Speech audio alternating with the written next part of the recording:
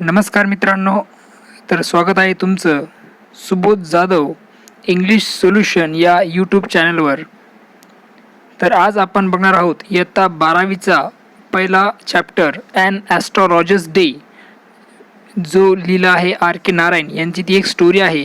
याचं brain storming म्हणजे याची क्वेश्चन आन्सर जे असतील ते आपण बघणार आहोत. म्हणजे टेक्स्टबुक्सचे जे क्वेश्चन आन्सर आहेत त्याची उत्तरं मी तुम्हाला इथे सांगणार आहे. तर पहिला आहे A1. Question number 1. Given below are some description. Discuss them with your partner and find out one word for each of them. An example is given for you. काही ओळी दिलेल्या आहेत आपल्यासमोर, माहिती दिलेली आहे, डिस्क्रिप्शन आहे एक. तर त्या डिस्क्रिप्शनसाठी तुम्हाला एका शब्दामध्ये तुम्हाला काय सांगायचं आहे, तर एक वर्ड तुम्हाला त्याच्यासाठी सजेस्ट करायचा आहे. तर पहिला एक आपल्यासाठी दिलेला एक्झाम्पल बघूया. The scientific study of universe and the object in it including stars, planet and nebula and galaxies, त्याला आपण म्हणतो ॲस्ट्रॉनॉमी.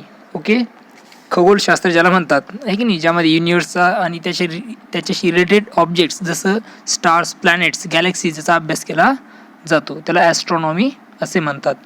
आता जो आपल्याला प्रश्न आहे तो असा आहे, पहिला तर त्यांनी दिलेला आहे, दुसरा तुम्ही बघा, तुम्ही मला सांगण्याचा प्रयत्न करायचा आहे. मी 1 ते 2 सेकंदाचा पॉज प्रत्येक वेळेस घेणार आहे. 2 सेकंदाचा पॉज, 2 ते 3. तुम्हाला जर नाही जमलं तर मी आन्सर शो करेल.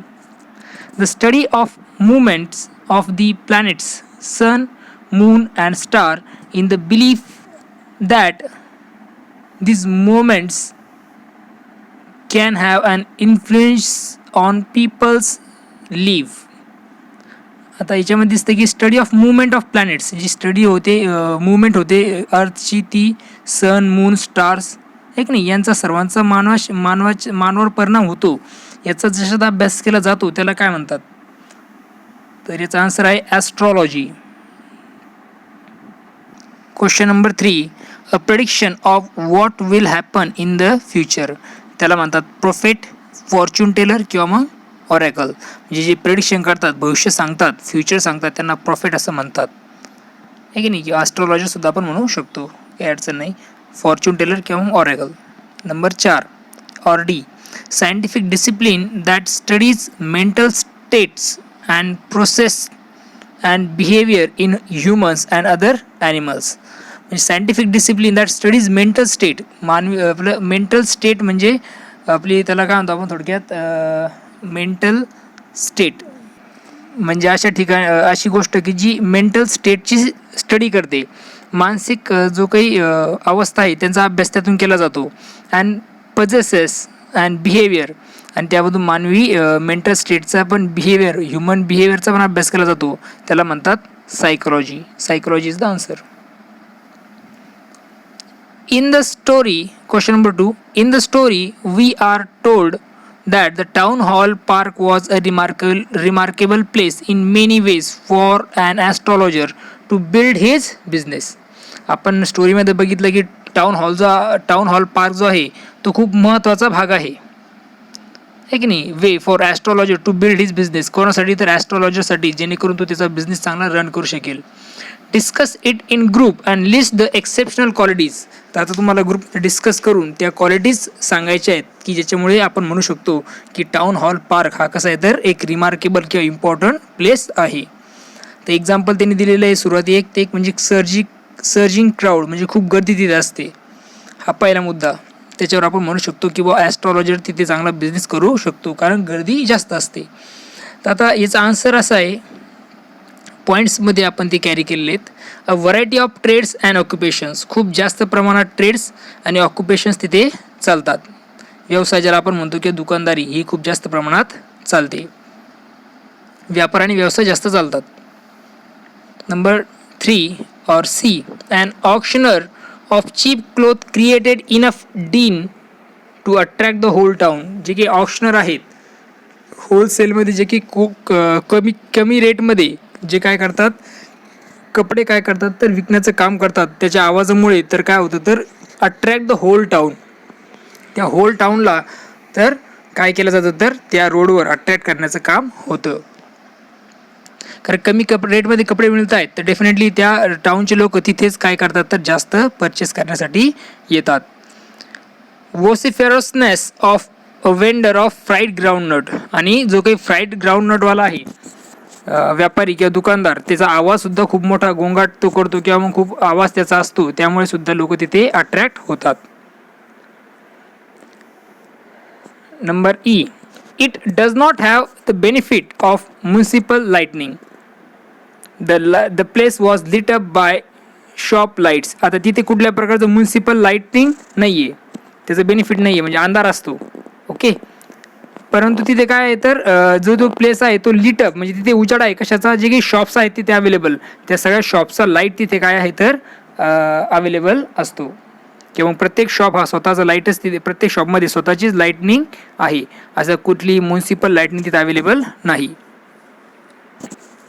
Number G, the astrologer transacted his business by the light of a flare. आणि जो ॲस्ट्रॉलॉजर आहे तो त्याचे बिझनेस रन करतो कसा तर लाईट ऑफ फ्लेअर. फ्लेअर म्हणजेच मशाल आहे, मशालीच्या लाईटवर तो स्वतःचा बिझनेस काय करतोय, रन करतोय. क्वेश्चन नंबर 3, A1 मधला तिसरा question. The astrologer never open his mouth till the other had spoken for at least 10 minutes. जो ॲस्ट्रॉलॉजर आहे तो कधीही स्वतःचं तोंड उघडत नाही, कधीपर्यंत, till the other had spoken for at least 10 minutes, जोपर्यंत समोरचा व्यक्ती हा 10 मिनिटे काय करत नाही, बोलत राहत नाही कंटिन्युअसली, तोपर्यंत हा याचं तोंड उघडत नाही. Discuss the reason behind his act. Answer एक त्यांनी दिलेला आहे, he is good at reading the people. तो हुशार आहे, तो लोकांना चांगल्या प्रकारे वाचतो किंवा मग समजून घेतो. आता आन्सरमध्ये आपण त्याच्या काही क्वालिटीज लिहिणार आहोत. का बरं तो 10 मिनिटं शांत बसतो या संदर्भात, तो असं ॲक्ट का बरं करतो, त्याच्यामागचं कारण काय आहे. त्याच्यामागचं कारणामध्ये बी, दुसरी ॲक्शन तो असं करतो त्याच्यामागचं कारण. Number 2, the information given by people provided him enough stuff for dozens answers and advices. आणि ही लोकांकडून जे ऐकतोय तो, त्यामुळे त्याला काय करतात तर इनफ स्टफ, अशा खूप काही त्याला गोष्टी मिळतात की ज्यातून तो काय करेल, अ डझन आन्सर, म्हणजे खूप असे डझन्स ऑफ आन्सर्स तो लोकांना देऊ शकेल किंवा मग ॲडवाइसेस देऊ शकेल. कारण सर्व माहिती तो समोरच्या कस्टमरकडून काय करत असतो तर ऐकून घेत असतो, आणि त्यानुसारच त्याला ॲडवाइस किंवा मग आन्सर देण्याचं काम तो करतो. आणि शक्य होतं कशामुळे, 10 मिनिटं पूर्ण ऐकून घेतल्यामुळे. Number 3, he got a chance to analyse the trouble of his customers. आणि त्याला एक कस्टमरला ॲनालाइज करायला काय मिळतं तर एक वेळ त्याला मिळतो, किंवा कस्टमरच्या अडचणी काय आहेत, analyse the troubles of his customers, त्याला चान्स मिळतो की जे कस्टमरच्या अडचणी आहेत त्या समजून घेण्यासाठी त्याला तिथे वेळ मिळतो. He won the confidence of the customer.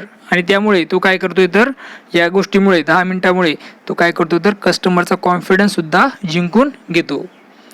Number next, he got enough time for searching answers and giving advices. आणि त्याला पूर्ण वेळ मिळतो सर्चिंग आन्सर्स, उत्तरं शोधण्यासाठी आणि ॲडवाइस देण्यासाठी.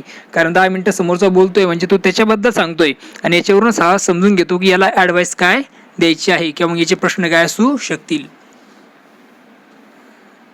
आता A1 हा पार्ट संपलेला आहे. आता बघतोय आपण A2 पार्ट. A2 पार्टमध्ये पहिला question, the tactics used by the astrologer to earn his wages are. आता कुठल्या टॅक्स तो यूज करतोय, वेजेस म्हणजे पैसा कमवण्यासाठी किंवा मग दिवसाची जी आपण म्हणतो वेतन मिळवण्यासाठी, तो काय अशा प्रकारे रोजगार मिळवण्यासाठी त्याला असं काय तो टॅक्स यूज करतो. तर पहिली टॅक्टिक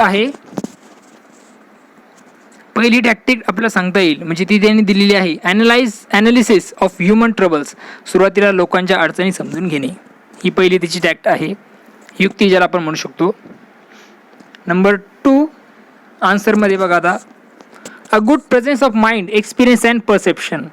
प्रॉपरली एक प्रेझेन्स ऑफ माइंड आवश्यक आहे, जी त्याच्याकडे आहे, ती त्याची एक टॅक्ट आहे. त्याचा जो एक्सपिरियन्स आहे त्यानुसार तो काय करतो तर वेज मिळवत असतो किंवा पैसा कमवत असतो. Number next, use of equipments and shrewdness. त्याच्याकडे असलेले इक्विपमेंट्स तो वापरतो कशासाठी तर लोकांचं भविष्य सांगण्यासाठी, आणि त्यामुळे त्याला काय मिळतात तर पैसे मिळतात.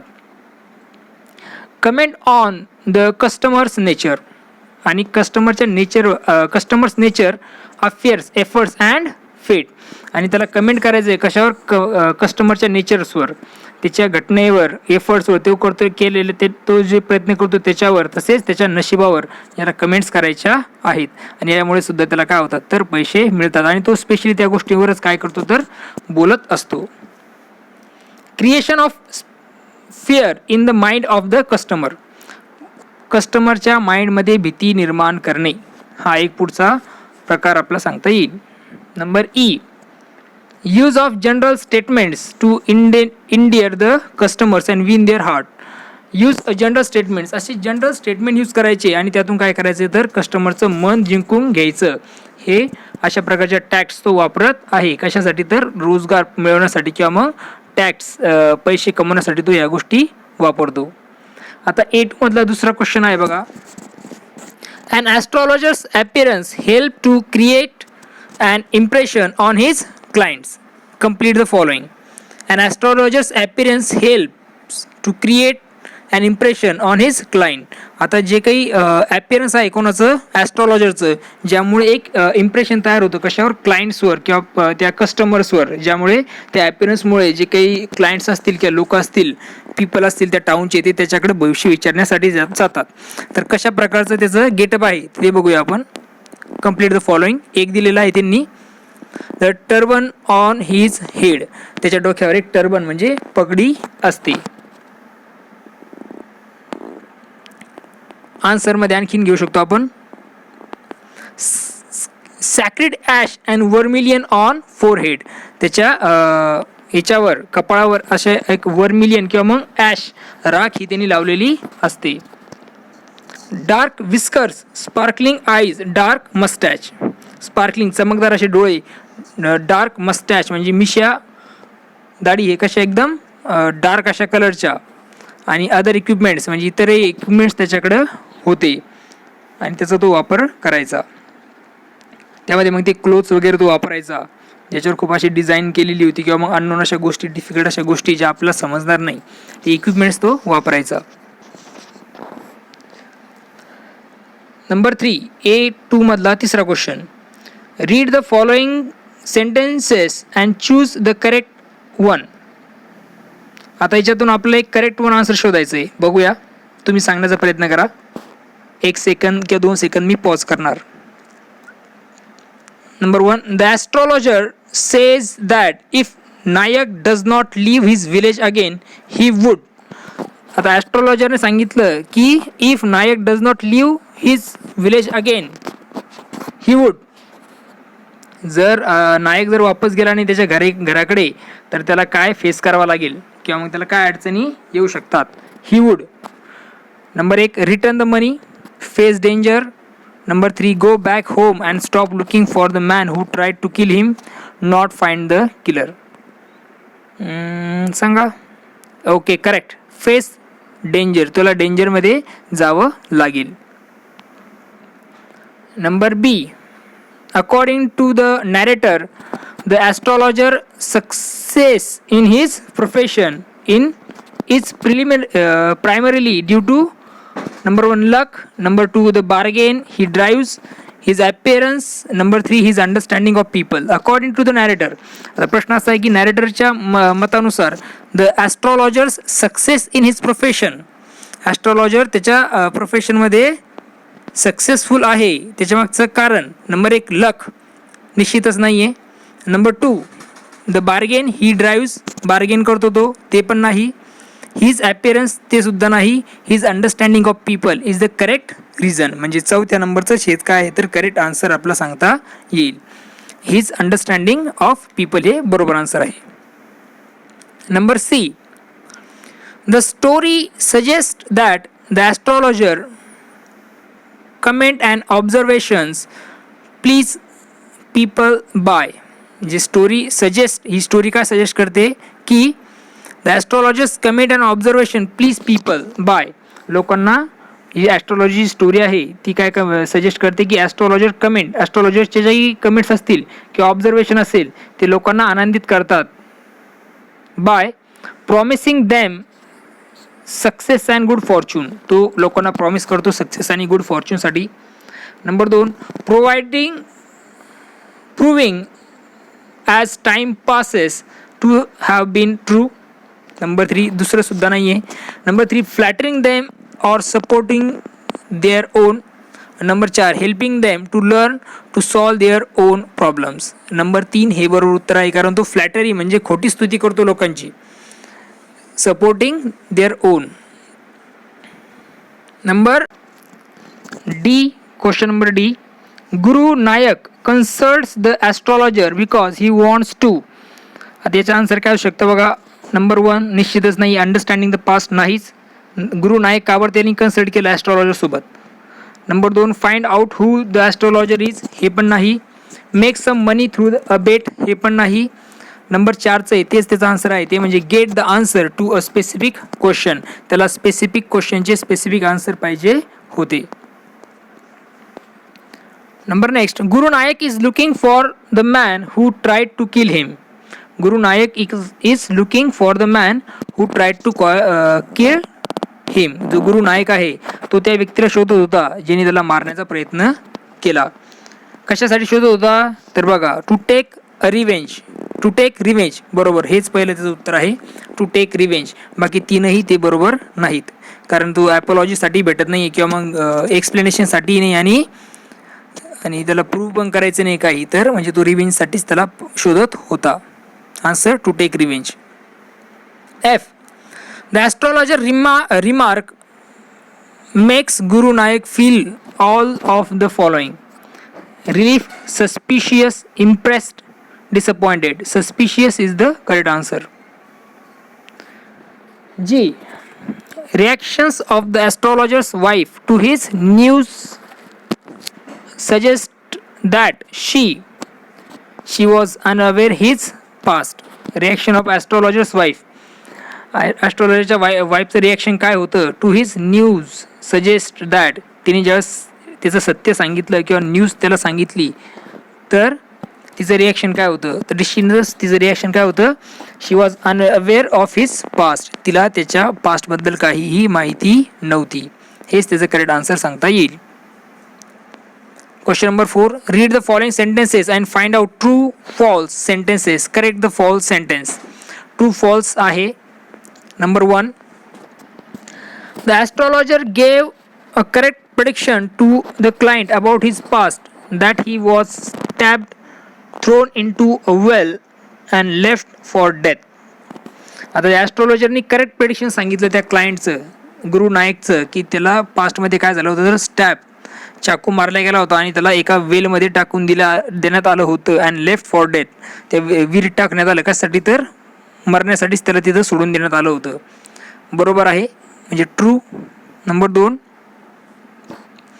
when the astrologer came to know that the man whom he killed is alive, he felt that he was relieved his guilt. ज्या वेळेस ॲस्ट्रॉलॉजरला माहिती होतं की ज्या व्यक्तीकडं असं वाटत होतं त्याला की ज्या व्यक्तीस त्याने हत्या केलेली आहे तो जिवंत आहे, त्यावेळेस त्याला रिलीव्ह झाल्यासारखं वाटलं त्याच्या गिल्टमधून, त्याच्या गुन्ह्यातून. आन्सर करेक्ट, त्याला तसंच वाटलं होतं.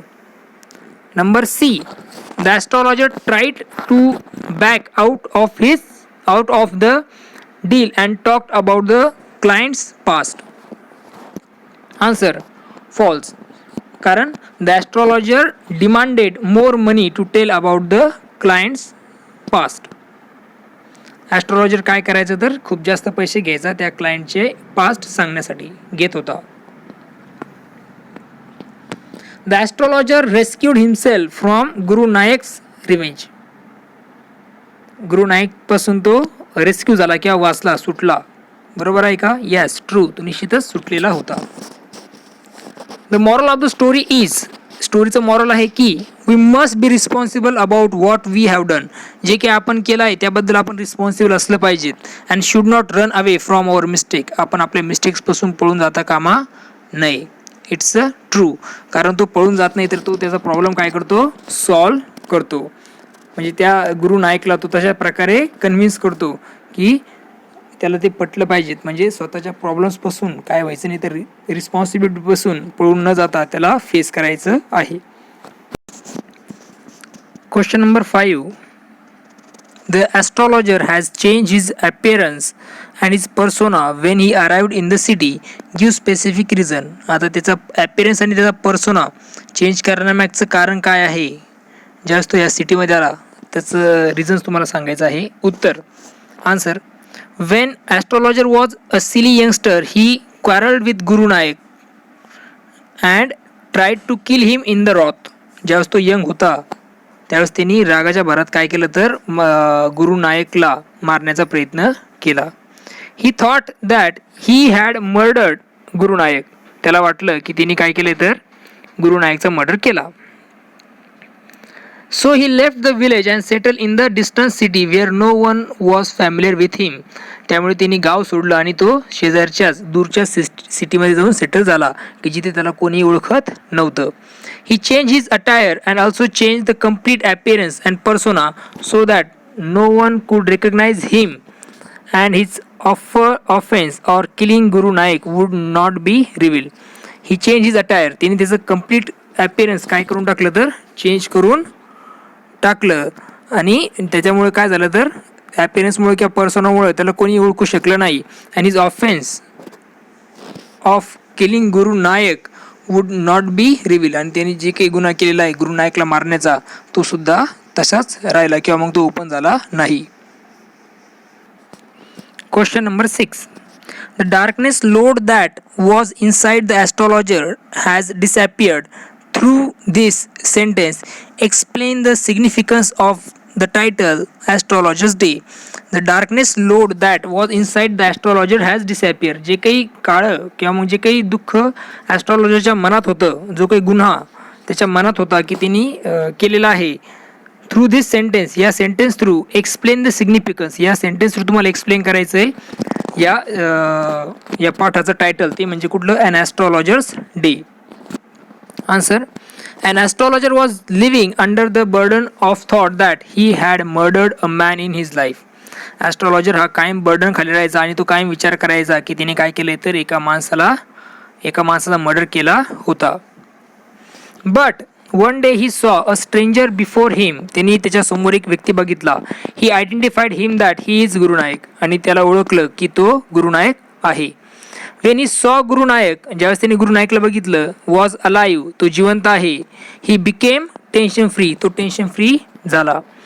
The day on which he was relieved from that load. आणि तो दिवस होता की ज्या दिवशी त्यांनी गुरुनायकला बघितलं जिवंत, तो त्या दिवशी तो काय झाला तर ह्या त्रासापासून, या लोडपासून तो मुक्त झाला.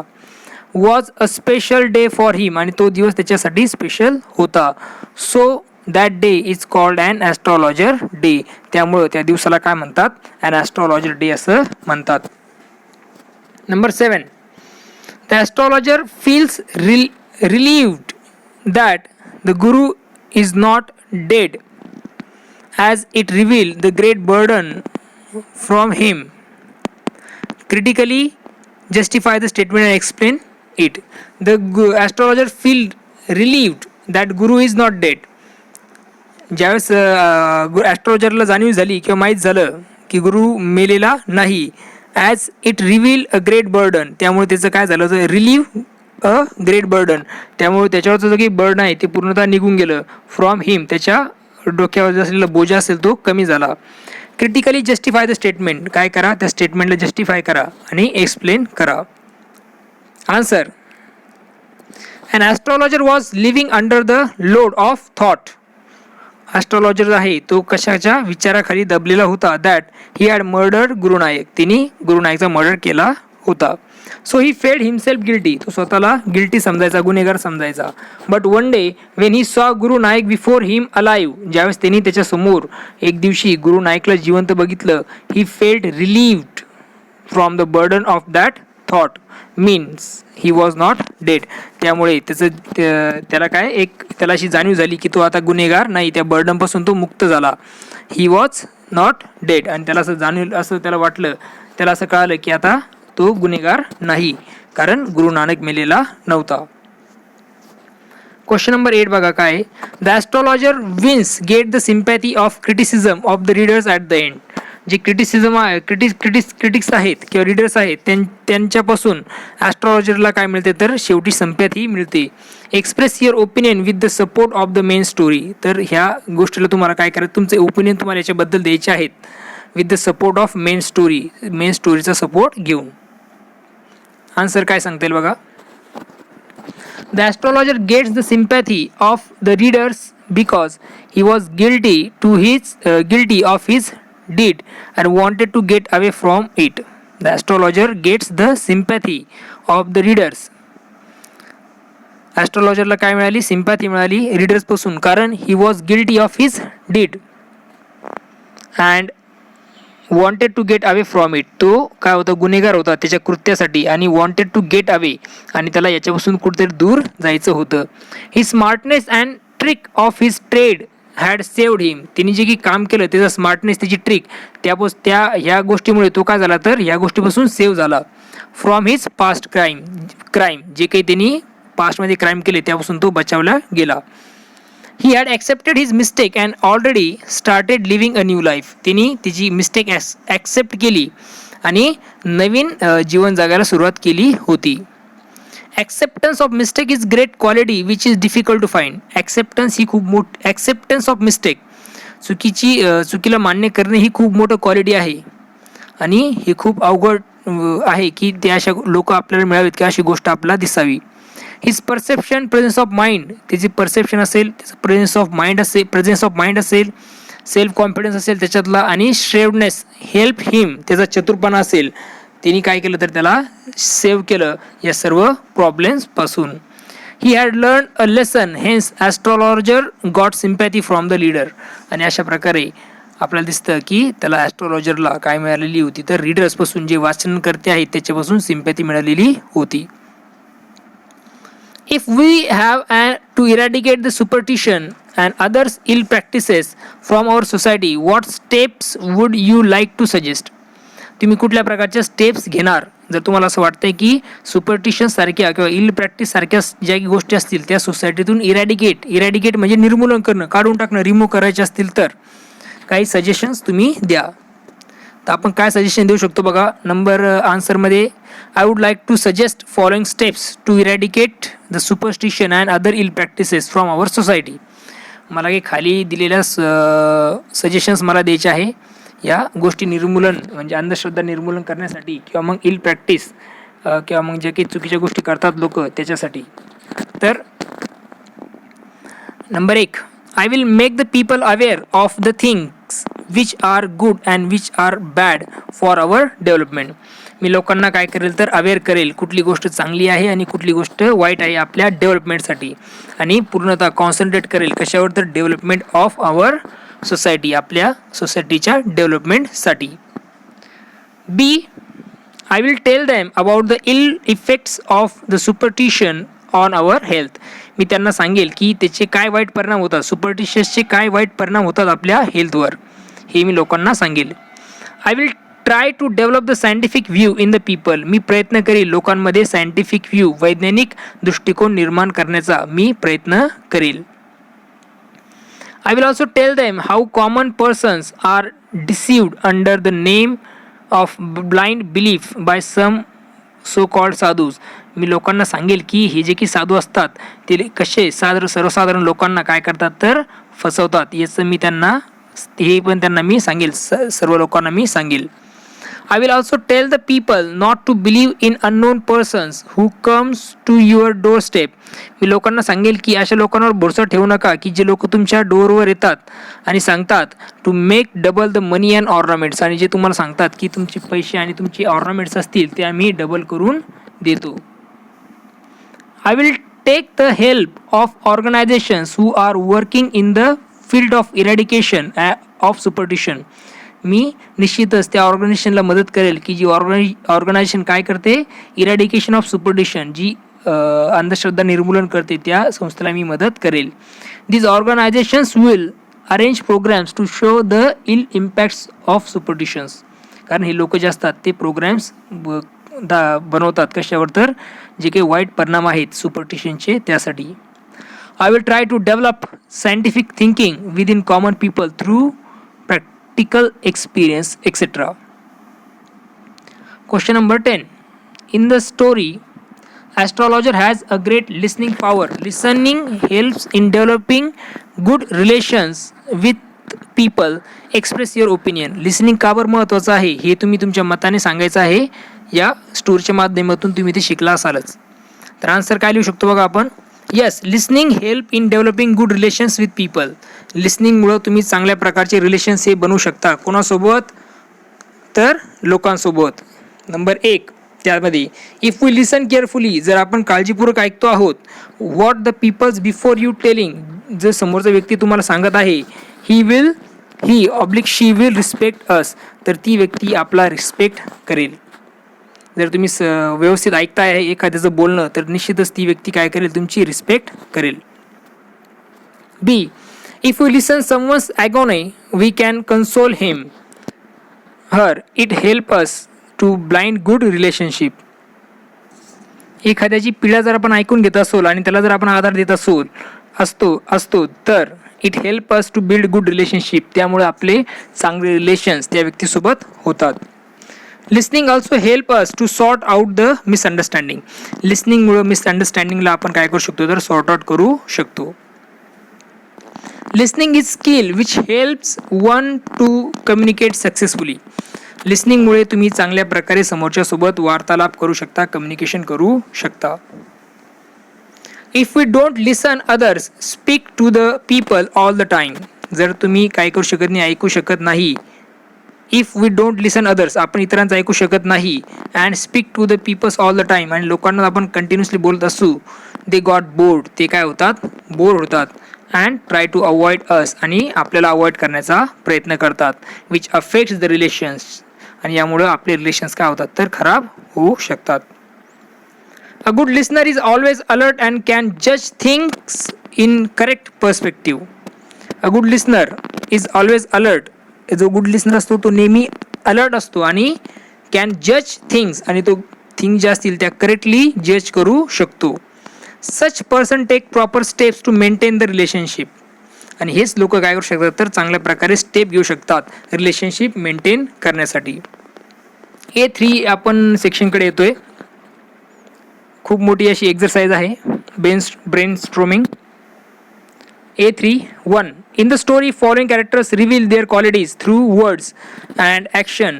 काही कॅरेक्टर्स दिलेले आहेत आणि त्यांच्या काही क्वालिटीज सांगितलेल्या आहेत. तर जे की वर्ड्स आहेत त्यातून तुम्हाला काय तर ॲप्रोप्रिएट कॉलममध्ये फिल करायचं आहे. कुठले कुठले कॅरेक्टर्स दिले बघा. कॅरेक्टर्स आहे astrologer, Guru Nayak and astrologers wife. आणि हे शब्द आहेत, हे शब्द तुम्हाला भरायचे आहेत. आता मी हे फिल केलेले आहेत, तरी आपण एकदा बघूया. श्रेव्ड चतुर, क्लेवर हुशार, सस्पिशियस शंकेखोर, गलिबल म्हणजे भपकेबाज किंवा चटकन फसणारा, ॲरोगंट म्हणजे उद्धट, डिमांडिंग मागणी करणारा, अँटागॉनिस्टिक म्हणजे द्वेष करणारा, विरोधी, क्वारलसम भांडखोर, ओव्हर कॉन्फिडंट म्हणजे अति कॉन्फिडन्स असणारा व्यक्ती ज्याला आपण म्हणतो, मॅनिप्युलेटिव्ह म्हणजेच कुशाग्र, स्केप्टिकल म्हणजे संशय वृत्ती असलेला, मायस्टिक गुडवादी, स्मार्ट हुशार, केअरिंग काळजीवाहक, प्रोटेक्टिव्ह म्हणजे प्रोटेक्टिव्ह, शार्प हुशार, रॅशनल योग्य, मीन म्हणजे हलकट किंवा मग कंजूस, शूद्र, इंट्युएटिव्ह मीन्स अंतर्ज्ञानी, अग्रेसिव्हला आपण म्हणू शकतो आक्रमक, वरीड काळजीवाहक, काळजी करणारा जास्त, कनिंग चतुर, लुच्चा, ह्युमॅनिस्टिक मानवतावादी, आणि इम्पिटस म्हणजे उतावीळ. हे शब्द आता हे 3 कॅरेक्टरला तुम्हाला लागू करायचे आहेत. एक म्हणजे ॲस्ट्रॉलॉजर, दुसरा गुरु नानक आणि तिसरा आहे ॲस्ट्रॉलॉजर्स वाईफ. तर मी सगळे भरलेले आहेत हे शब्द. तर बघूया डायरेक्टली आन्सरच बघूया. ॲस्ट्रॉलॉजरसाठी शब्द आहेत श्रेव्ड, गुरु नानकसाठी पण श्रेव्ड आपण वापरू शकतो, दोघे चतुर होते. ॲस्ट्रॉलॉजर्स वाईफ ही डिमांडिंग होती, म्हणजे तिला सगळं पाहिजेच होतं. आणि त्यानंतर आहे क्लेवर, ॲस्ट्रॉलॉजर क्लेवर होता परंतु गुरु नानक ॲरोगंट, आहे की नाही, खूप चिडका. आणि केअरिंग होती कोण? ॲस्ट्रॉलॉजरची वाईफ. सस्पिशियस, आहे की नाही, suspicious over confident and protective. Mean म्हणजे हलकट जो असेल तर तो आपला ॲस्ट्रॉलॉजर आहेच. कनिंग म्हणजे चतुर. त्यानंतर रॅशनल म्हणजे योग्य अशी ती स्त्री, ॲस्ट्रॉलॉजरची वाईफ. वरीड त्यानंतर अँटॉगॉनिस्टिक म्हणजे द्वेष करणारा, विरोधी, तो म्हणजे गुरु नायक. आणि वरीड काळजीवाहक म्हणजे ॲस्ट्रॉलॉजर, तो नेहमी चिंता करायचा, त्याला असं वाटायचं की त्याच्याकडून काहीतरी खून झालेला आहे. मॅनिप्युलेटिव्ह म्हणजे हुशार, कुशाग्र तो होताच ॲस्ट्रॉलॉजर. अग्रेसिव्ह होतं कोण, अग्रेसिव्ह जो होता तो होता गुरु. आणि ह्युमॅनिस्टिक मानवतावादी ती होती ॲस्ट्रॉलॉजरची वाईफ. कनिंग हा सुद्धा होता कोण, ॲस्ट्रॉलॉजर. त्यानंतर इंटेक्टिव्ह पण होता. त्यानंतर स्केप्टिकल, मायस्टिकल, स्मार्ट, शार्प, इम्प्युडस हे सगळे शब्द लागू होतात कोणासाठी तर ॲस्ट्रॉलॉजरसाठी. आणि गुरु नायकसाठी होतात गलिबल म्हणजे चटकन फसणारा व्यक्ती, आणि क्वारलसम भांडखोर वृत्तीचा, अशा प्रकारचे शब्द त्यांना लागू होतात. तर मला वाटतं हा प्रश्न तुम्हाला समजला असावा. पुढचा प्रश्न आहे, match the suffix with the words and make nouns. आता हे काही वर्ड्स दिलेले आणि काही सफिक्स दिलेले आहेत, त्याच्यापासून तुम्हाला शब्द बनवायचा आहे. एक दिलेला आहे आपल्याला समोर,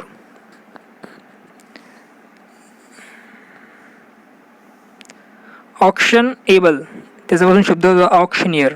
इन्चांट एन्चांटमेंट हा शब्द तयार होतो. जे बोर्ड केलेले आहे ते आन्सर्स आहेत. नो त्याच्यापासून मेंट नॉलेज हा शब्द तयार होईल. प्रिपेअर इयर त्यापासून होईल प्रिपरेशन. प्रोसीड अन्स प्रोसिजर. ॲपियर एज ॲपिअरन्स. रिमार्क क्षण रिमार्केबल हे शब्द आपण तयार करू शकतो. आता हे जे आता क्रॉसमध्ये आपल्याला ते लावायचं आहे. जसं आपण बघा, जसं शब्द घेतला आपण रिमार्केबल, एबल कुठे दिसते तर हे पहिलं सफिक्स नंबर 1ला एबल आहे, ते आपण तिथं वापरलं आहे. इन्चांटमेंट मेंट इथं नंबर 3ला 9च्या पुढे मेंट दिसतं आहे की नाही. प्रिपरेशन प्रिपेअर नंतर क्षणचा वापर आपण करतो. अशा प्रकारे आपण हे शब्द भरू शकतो. हे खाली क्षण आहे TION. क्रॉसमध्ये आपल्याला ते शब्द बनवायचे आहेत आणि शब्दाचे आन्सर हे बोर्डमध्ये लिहिलेले आहेतच.